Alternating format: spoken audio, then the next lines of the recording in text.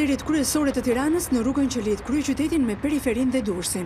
Konstatojmë se nuk ka një trafik të rënduar, dhe pse është piku i lëvizjes së mjeteve. Të njëjtën Tirana përjetoi një nga ditët më të rënduara në qarkullim, një trafik i paralizuar, që të parët e ndjen qytetarët, por edhe ata që ushtrojnë punë private dhe publike. Sot për shembull është një ditë e bukur, edhe s'kam se dalin gjithë me makinë. Do të lodhemi të mos marrin gjithë makinat. Dieta është mëse normale ato. Gjithmonë ka para shi bllokohen me rrugët edhe dalin problemet e natyre. Si shikoni një zgjedhje të mundshme? Atë duhet lutemi që të gjithmonë di. Kjo vetëm kur të bëhet rruga vetëm për urbanin, duhet të ketë rrugë veçantë urbani. Po s'pati rrugë veçantë është e pamundur, nuk shkon në kohë.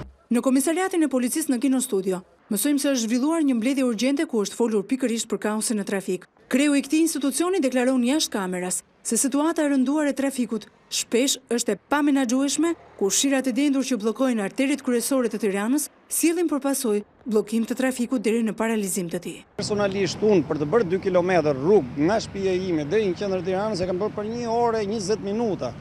Dhe kam dalë nga banesa ime në orën 8 dhe kam mbritur në orën 9:20 minuta në qendër Tiranës. Çfarë do të thotë? Që semaforët nuk punonin. Vështirësitë teknike për drejtuar rrugën e trafikut nga policët e qarkullimit rrugor të Tiranës ishin prapë shumë të vështira.